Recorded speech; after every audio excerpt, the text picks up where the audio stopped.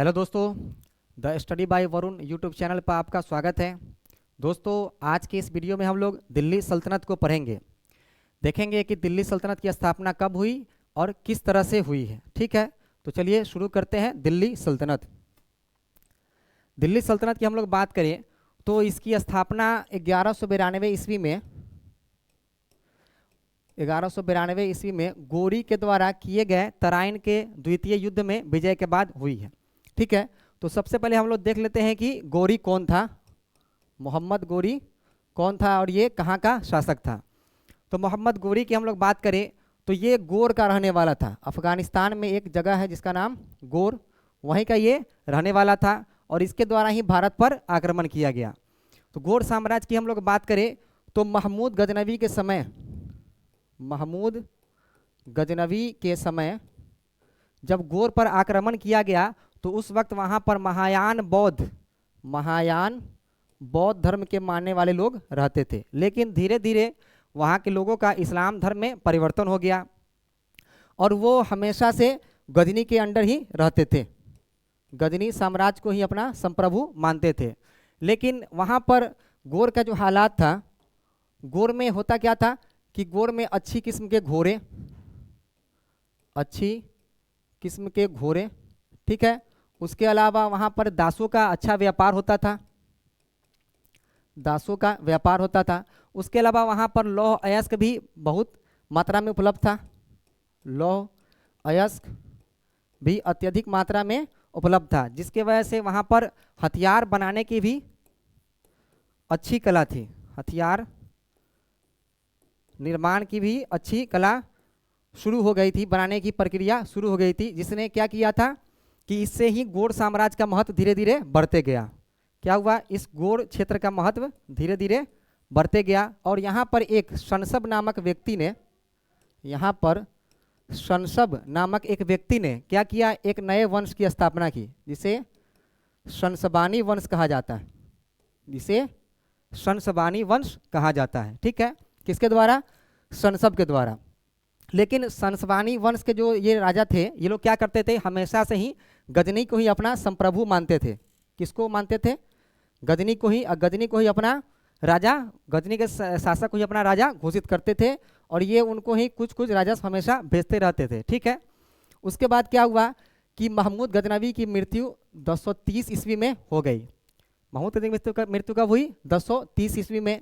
उसके बाद जो भी राजा हुए गजनी में, वो उतने ताकतवर नहीं हो सके, वो अपना साम्राज्य को सही से बचा तो सकते नहीं थे, इसलिए विस्तार करना तो दूर की बात था। ठीक है, विस्तार भी वो नहीं कर सकते थे। 1099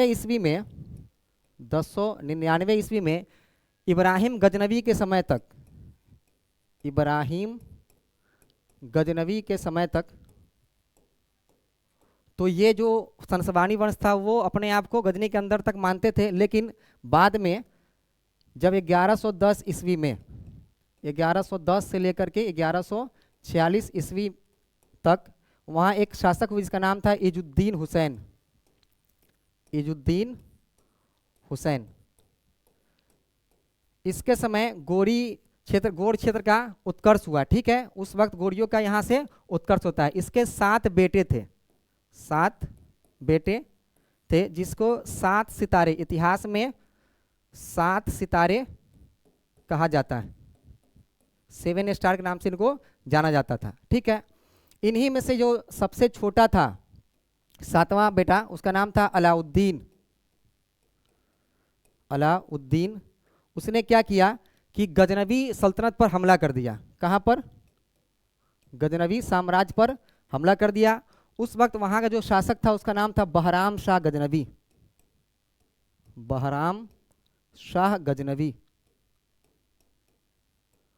वहाँ का शासक था बहराम शाह गजनवी। और अलाउद्दीन ने गजनी पर हमला करके क्या किया कि पूरे गजनी को 1 हफ्ते तक जलाते रह गया। पूरे 7 दिन तक क्या किया, उसको आग के हवाले कर दिया और पूरी गजनी को क्या किया, जला दिया। इसलिए इसके नाम में क्या लग गया, जहां सोज, यानी जहां मतलब दुनिया, सोज मतलब जलाने वाला। अलाउद्दीन जहां सोज मतलब दुनिया को जलाने वाला। ठीक है, और इसने क्या किया कि गजनी में जितने गजनवी साम्राज्य के शासक थे उनकी जो कब्र थी उनको उखाड़ करके उनकी हड्डियों को, शासकों के हड्डियों क्या किया, हवा में फैला दिया, सिवाय महमूद गजनवी के कब्र को छोड़कर। महमूद गजनवी कब्र को छोड़कर क्या किया, सारे शासकों के कब्र को खोद करके उससे हड्डी निकाल के उसको या तो आग के हवाले कर दिया या उसको बाहर हवा में फैला दिया। ठीक है, उसके बाद ये बहराम शाह वहाँ से भागकर कहाँ गया, भाग करके ये लाहौर के क्षेत्र में आ गया, लाहौर के क्षेत्र में आ गया। इसी का एक बेटा था जिसका नाम था खुसरो मलिक, खुसरो मलिक, इसका बेटा क्या था, नाम खुसरो मलिक, जिसको 1186 ईस्वी में क्या करता है, गोरी इसको हरा करके लाहौर को अपने कब्जे में ले लेता है।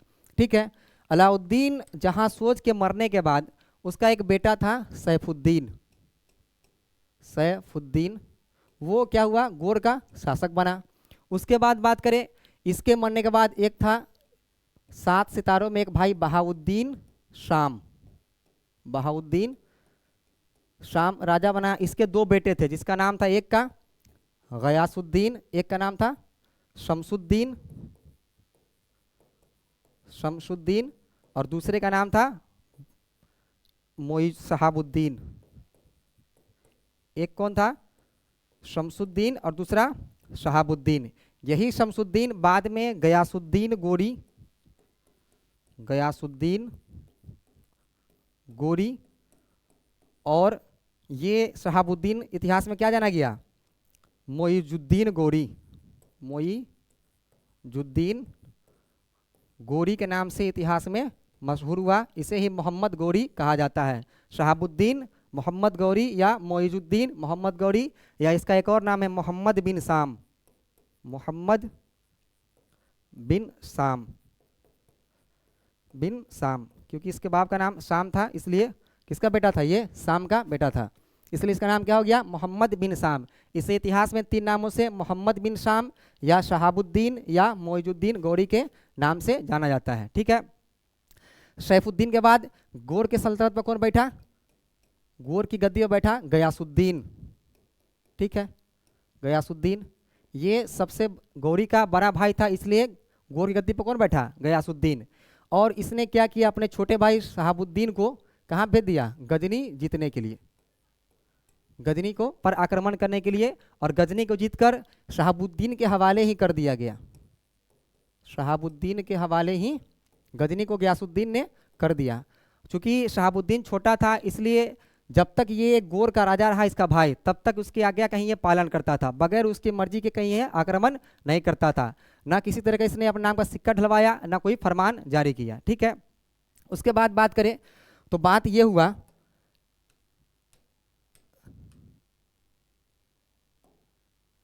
बात ये हुआ कि जो इस तरफ का क्षेत्र ये है गौरी अंपायर, गौरी अंपायर, यहाँ पर का शासक कौन था, तो ये था, उसका नाम था गयासुद्दीन। ठीक है, और यहाँ पर जो शासक गजनी में ये था मोहम्मद गोरी, मोहम्मद गोरी। यहाँ पर यह हुआ कि गयासुद्दीन ने कहा कि हम पश्चिम की तरफ विस्तार करेंगे और तुम इधर पूरब की तरफ विस्तार करो। ठीक है, और इसका ये भी कारण था इस तरफ विस्तार करने का, चूँकि महमूद गजनवी के समय लाहौर, मुल्तान, ये मुल्तान, लाहौर, थट्टा, ये सब क्या था, महमूद गजनवी गजनी साम्राज्य का हिस्सा था, इसलिए इस पर क्या करता था, गोरी अपना हक जताता था, गोरी इन क्षेत्रों पर अपना हक जताता था। उसके अलावा धन लूटना भी इसका एक मकसद था, धन लूटना भी इसका एक मकसद था।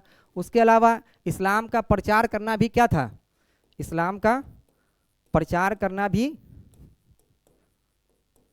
इन लोगों का मकसद था। इसलिए गोरी ने क्या किया, गयासुद्दीन किधर बढ़ा, पश्चिम की तरफ, मध्य एशिया की तरफ, और गोरी किधर बढ़ा, इधर भारत की तरफ। तो इसकी बात करें भारत में, तो भारत में ये जो है से 1175 ईस्वी में, 1175 ईस्वी में गोमल दर्रे से क्या किया, भारत आया। यहीं पर है गोमल दर्रा, यहाँ पर है ये गोमल दर्रा, ये है गजनी। ठीक है, इसके इस तरफ बढ़ा, कहाँ, गोमल दर्रे से होकर भारत आया। और 1175 ईस्वी में ये मुल्तान, 1175 ईस्वी में क्या किया, इसने मुल्तान को जीत लिया। उसके बाद यहीं पर देखिएगा छोटा सा जगह यहाँ पर ये है उच्च, इसको क्या किया, 1176 ईस्वी में गोरी ने जीत लिया। ठीक है, उसके बाद क्या किया, कि इसने सोचा कि जो महमूद गजनवी जिस रास्ते से होकर सोमनाथ पर आक्रमण किया था उसी रास्ते से होकर के हम क्या करें, ये गुजरात पर जाकर के हमला करें। ठीक है, लेकिन जब वो इस रास्ते से आ रहा था यहाँ पर, तो यही देखिए यही है गुजरात का क्षेत्र जहाँ पर माउंट आबू का पूरा क्षेत्र, यहाँ पर किसका शासन था, ये चालुक्य वंश का शासन था, चालुक्य वंश का शासन था, जो इसकी राजधानी कहाँ थी, अनहिलवार। ठीक है, और यहीं का राजा था, क्या नाम था उसका, भीमराज द्वितीय, या इसे ही कहा जाता है मूल राज द्वितीय, मूल राज द्वितीय। ठीक है, यहाँ का ये शासक था। लेकिन जैसे ही गोरी ने इस पर हमला किया तो आबू के निकट ही, माउंट आबू के निकट ही क्या किया, चालुक्य सेना ने किसको हरा दिया, गोरी की सेना को, और ये गोरी क्या किया, यहाँ से वापस हो गया। ठीक है, तो यहाँ पर तो इसका कुछ दाल गला नहीं, तो ये वापस इधर ही चला गया। और बाद में क्या किया कि ये इस रास्ते को छोड़कर किधर बढ़ा, लाहौर और पेशावर की तरफ। यहाँ से इस रास्ते से होकर इसने क्या किया, 1179-80 में पेशावर जीत लिया। ठीक है, उसके बाद आगे बढ़ेगा, यहाँ पर 1186 ईस्वी में इसने लाहौर को भी खुसरो मलिक से जीत लिया, खुसरो मलिक से इसको जीत लिया, जो बहराम शाह गजनवी का बेटा था। ठीक है, लाहौर जीत लिया। इसी बीच में क्या हुआ कि देखिए यहाँ पर है अजमेर, यहाँ पर एक वंश था जिसका नाम था चौहान, जिसकी स्थापना किसने की थी, वासुदेव ने। ठीक है, इसी जब गोरी राजा बना उस वक्त क्या हुआ, यहाँ पर एक 14 साल का लड़का राजा बना, जिसका नाम क्या था, जो इतिहास में पृथ्वीराज तृतीय या पृथ्वीराज चौहान के नाम से मशहूर हुआ। ठीक है, यहाँ का राजा बना, और इसने भी क्या किया, इसने भी अपने साम्राज्य विस्तार करने की सोची। तो साम्राज्य विस्तार की हम लोग बात करें तो उसने क्या किया, 1150 के आसपास तोमरों द्वारा, इसके चौहानों के द्वारा क्या किया गया था, दिल्ली को जीत लिया गया था। तो ये तो पहले से ही किसके अंडर में था, ये चौहानों के अंदर था। ठीक है, लेकिन यहाँ पर जैसे ही इसने ये पेशावर जीता, कौन, गोरी, और लाहौर जीतकर कहाँ बढ़ा, यहाँ पर भटिंडा के पास, भटिंडा को भी गोरी ने जीत लिया। ठीक है, और ये पूरा क्षेत्र किसके अंदर में है, ये पृथ्वीराज के पास में है। पृथ्वीराज ने क्या किया कि उसने 1182 ईस्वी में यहाँ पर, ये 1182 ईस्वी में ये चंदेल, जिसकी राजधानी कहाँ थी, महोबा, इस पर आक्रमण कर दिया। और ये 1182 ईस्वी में इस पर आक्रमण करके इसने इसको जीत लिया। यहाँ का राजा कौन था, परमर्दी देव, इसको हरा करके इसने क्या किया, चंदेल को जीत लिया। और इसी युद्ध में दो नायक, जिसे आल्हा रुदल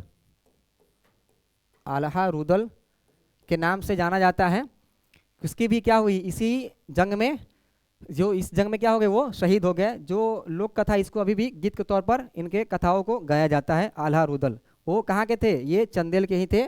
जब पृथ्वीराज चौहान ने इस पर हमला किया तो इनकी वहाँ पर जंग में लड़ते लड़ते मृत्यु हो गई। ठीक है, उसके अलावा चंदेल जीत लिया, लेकिन पृथ्वीराज ने क्या किया कि वो बढ़ा किधर, गुजरात की तरफ। लेकिन गुजरात में जैसे ही पर आया, चालुक्यों ने जिस तरह से गोरी को हराया था उस तरह से क्या किया, पृथ्वीराज को भी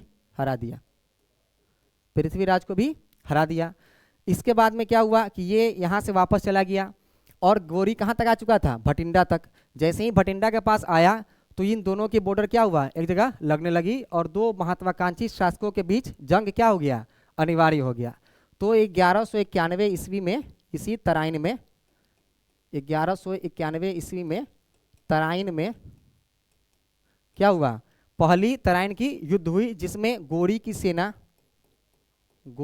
सेना किससे हार गई, पृथ्वीराज चौहान की सेना से हार गई। और किसी तरह मोहम्मद गोरी अपनी जान बचाकर वापस गोड़ चला गया। ठीक है, गजनी चला गया, और जाकर के वहाँ साल भर वो तैयारी करते रहा। ले इधर पृथ्वीराज चौहान सोचा कि जो वापस चला गया हार के, दोबारा तो आएगा नहीं। लेकिन फिर अगले साल ही 1192 ईस्वी में मोहम्मद गोरी क्या किया, दोबारा से कहाँ पर, तराइन के ही युद्ध में, तराइन के द्वितीय युद्ध में फिर से जंग हुआ, और इसमें पृथ्वीराज चौहान की हार हो गई। और कहा जाता है, जिसे मिनहाज उस सिराज ने मिनहाजुस सिराज, मिनहाज उस सिराज ने अपनी पुस्तक तबकाते नासिरी में कहा है कि इस युद्ध के बाद ही क्या किया, पृथ्वीराज चौहान की हत्या कर दी। ठीक है, लेकिन हसन निजामी की पुस्तक, हसन निजामी की पुस्तक ताजुल मासीर में लिखा है कि नहीं, कुछ दिन के लिए पृथ्वीराज चौहान ने क्या किया कि गोरी को ही अपना संप्रभु मान लिया और वहां पर उसको गोरी के द्वारा क्या किया गया, उस क्षेत्र में राज करने दिया गया। लेकिन बाद में किसी तरह का इल्जाम लगाया, क्या किया, पृथ्वीराज चौहान की हत्या कर दी और उसके बेटे को क्या किया, अजमेर में उसको शासक बना दिया। ठीक है, और क्या हुआ कि यहाँ पर दिल्ली को किसके हवाले कर दिया, तोमर वंश के एक शासक के हवाले कर दिया, तोमर वंश के शासकों के हवाले इसको कर दिया।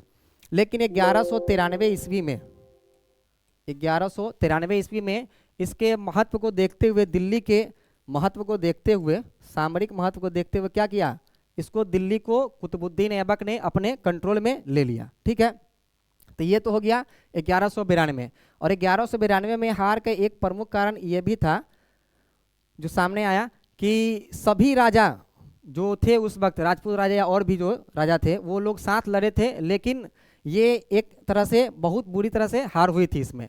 और इसमें क्या हुआ कि जयचंद जो गहरवाल वंश का शासक था, यहाँ पर देखिएगा तो ये कन्नौज पूरा गहरवाल वंश, ठीक है, उसी का राजा था। उसने क्या किया था, इस जंग में भाग नहीं लिया था और इसके अलावा जितने भी लोग थे उन लोगों ने पृथ्वीराज चौहान का साथ दिया था, लेकिन इनकी हार हो गई। ठीक है, ये हो गया। उसके बाद बात करें कि 1192 ईस्वी में, 1194 ईस्वी में, उससे पहले 1192 में तराइन के द्वितीय युद्ध के बाद जीतने के बाद गोरी क्या किया, कोहराम में अपने गुलाम कुतुबुद्दीन ऐबक को कोहराम की सूबेदारी देकर कहाँ चला गया, वापस गजनी चला गया। ठीक है, यहाँ पर क्या हुआ कि 1100 वापस चला गया कि पूरी जो सल्तनत था, जो जीता गया क्षेत्र था, उसको संभालने के लिए किसको नियुक्त किया, कुतुबुद्दीन ऐबक को। ठीक है, उसके फिर एक साल बाद 1194 में कौन आया, फिर दोबारा गोरी आया और किसको हराया, कन्नौज के शासक जयचंद को हराया। ठीक है, इसे चंदावर का युद्ध कहा जाता है, चंदावर का युद्ध कहा जाता है। ठीक है, इसमें क्या हुआ, जयचंद जो उस वक्त साथ नहीं दिया था पृथ्वीराज चौहान का, उसको भी 1 साल 2 साल बाद क्या हुआ, गोरी के द्वारा पराजय का हार झेलना पड़ा और इसमें क्या हुआ, चंदावर के युद्ध में जयचंद की हार हो गई। उसके बाद गौरी फिर से वापस कहाँ चला गया, गजनी चला गया। ठीक है, 1203 ईस्वी में उसके भाई गयासुद्दीन की क्या हो गई, मृत्यु हो गई और गोरी पूरी गोर साम्राज्य और गजनी का राजा बन गया।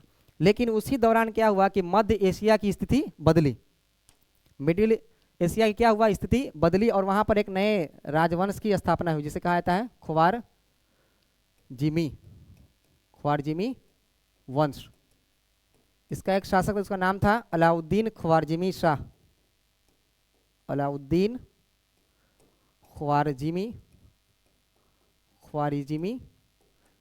शाह। ये उसका सबसे महान शासक था और इसने क्या किया, मध्य एशिया में द्वितीय सिकंदर की उपाधि धारण की। ये द्वितीय सिकंदर की उपाधि धारण करता है और बाद में चलकर दिल्ली सल्तनत में एक राजा हुआ है जिसे सुल्तान, उसे अलाउद्दीन खिलजी, उसने भी क्या किया था, सिकंदर द्वितीय की उपाधि धारण की। तो कभी पूछा जाए कि मध्य एशिया में द्वितीय सिकंदर की उपाधि किसने धारण की, तो क्या हो जाएगा, अलाउद्दीन ख्वारजिमी शाह, और भारत में तो अलाउद्दीन खिलजी। ठीक है, नाम दोनों का सेम ही है। इसका उत्कर्ष होता है अलाउद्दीन ख्वारजिमी शाह का। और ये 1203 ईस्वी में एक लड़ाई होती है अंधखुंद की लड़ाई में मोहम्मद गोरी को बुरी तरह से पराजित कर देता है।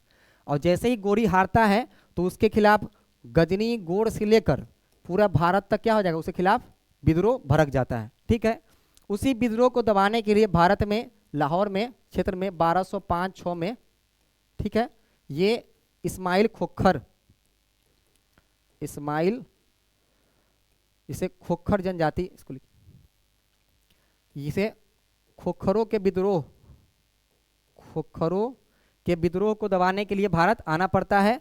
और इसी को 1205-6 में हराकर जब ये वापस 1206 में जा रहा होता है तो रास्ते में इसकी हत्या कर दी जाती है खोखरों के द्वारा। ठीक है, और ये क्या होता है कि इसकी मृत्यु जाती है और गोरी को ले जाकर कहाँ दफनाया जाता है, फिर गजनी में जाकर के उसको दफनाया जाता है।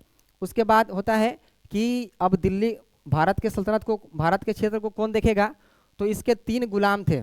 इसका नाम था कुतुबुद्दीन ऐबक, कुतुबुद्दीन ऐबक, ठीक है। दूसरा था नासिरुद्दीन कुबाचा, नासिरुद्दीन कुबाचा। और तीसरा था ताजुद्दीन यल्दोज, ताजुद्दीन यल्दौज। ठीक है, गोरी के मरने के बाद भारतीय क्षेत्रों की जिम्मेदारी किसको दी गई, कुतुबुद्दीन ऐबक को। ठीक है, और नासिरुद्दीन कुबाचा को मुल्तान और मुल्तान का क्षेत्र दिया गया। ठीक है, उसके अलावा ताजुद्दीन यल्दौज को क्या किया गया, इसमें गजनी का शासक बना दिया गया। ये 3 इसके मशहूर गुलाम थे, इस सबको क्या किया गया, इन 3 क्षेत्रों की जिम्मेदारी इसको दे दिया गया। ठीक है, उसके बाद क्या होता है कि 1206 ईस्वी में, 1206 ईस्वी में कुतुबुद्दीन ऐबक के द्वारा, कुतुबुद्दीन ऐबक के द्वारा क्या किया गया, एक नए वंश की स्थापना की जिसे कहा जाता है गुलाम वंश, गुलाम वंश।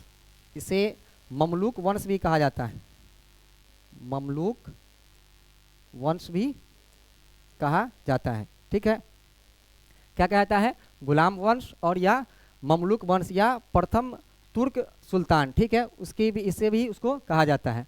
इसने क्या किया, 1206 में एक नए राजवंश की स्थापना की, इसे गुलाम वंश कहा गया। ठीक है, और ये 1206 से 1210 ईस्वी तक कुतुबुद्दीन ऐबक इसका पहला सुल्तान बना। ठीक है, उसके बाद बात करेंगे कुतुबुद्दीन ऐबक, तो कुतुबुद्दीन ऐबक तो था क्या, गोरी का गुलाम, गोरी का गुलाम था, इसलिए इसने कभी भी अपने आप को सुल्तान घोषित नहीं किया, सुल्तान अपने आप को कभी नहीं माना, अपने आप को सिर्फ ये मलिक या सिपह सालार ही कहता था, मलिक या सिपह सालार ही कहता था,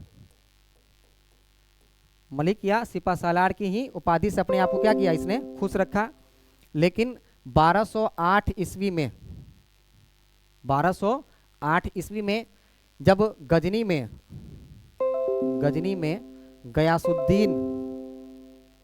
गयासुद्दीन गजनवी राजा बना,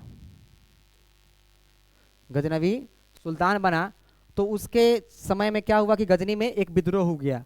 उसी को दबाने के लिए क्या कहा, उसने कुतुबुद्दीन ऐबक से मदद मांगी। किससे मांगी, कुतुबुद्दीन ऐबक से मदद मांगी, कुतुबुद्दीन ऐबक से मदद मांगी। और उस वक्त कुतुबुद्दीन ऐबक कहाँ शासन कर रहा था, वो लाहौर से शासन कर रहा था। उस वक्त कुतुबुद्दीन ऐबक के समय दिल्ली सल्तनत की राजधानी कहाँ थी, लाहौर। तो ये क्या किया कि उसने वहाँ के विद्रोह को, गजनी के विद्रोह को जाकर के दबाया। इसलिए खुश होकर गयासुद्दीन गजनवी ने क्या किया, इसको कुतुबुद्दीन ऐबक को गुलामी से आज़ाद कर दिया, गुलामी से आज़ाद कर दिया। तो ये 1208 ईस्वी में दिल्ली का संप्रभु राजा बना, 1208 ईस्वी में। और वहाँ से जो फरमान लेकर आया था गुलामी से आज़ादी का, वो लाने वाले कौन थे, उनका नाम था हसन निजामी। इनके द्वारा ही, गयासुद्दीन के द्वारा जो फरमान दिया गया था कुतुबुद्दीन ऐबक की गुलामी से आज़ादी का, उसको लेकर कौन आया, वो हसन निजामी, जो कुतुबुद्दीन ऐबक के दरबार में ही रहते थे। और इसके द्वारा एक पुस्तक लिखी गई है जिसका नाम है ताजुल मासीर, ताजुल मासीर। ठीक है, तो ये 1208 ईस्वी में क्या हुआ, कम्प्लीटली दिल्ली का सुल्तान बना, मतलब दिल्ली सल्तनत का सुल्तान बना। लेकिन राजधानी कहाँ थी इसकी राजधानी लाहौर थी, लाहौर थी। ठीक है, उसके अलावा कुतुबुद्दीन ऐबक की बात किया जाए तो इसने क्या किया था, ख्वाजा कुतुबुद्दीन बख्तियार काकी, ख्वाजा कुतुबुद्दीन बख्तियार काकी, कुतुबुद्दीन बख्तियार काकी की याद में क्या किया था, कुतुब मीनार का निर्माण करवाना शुरू किया था।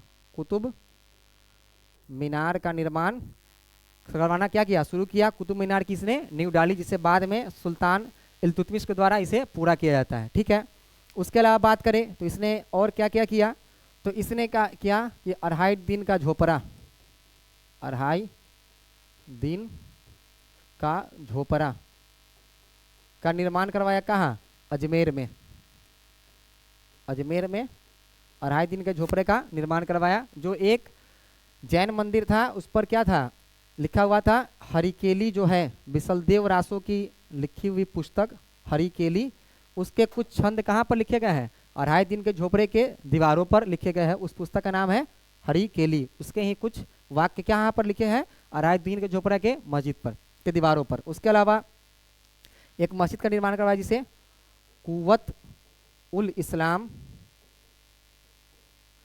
इस्लाम कहा जाता है। ये कहाँ पर है, दिल्ली में,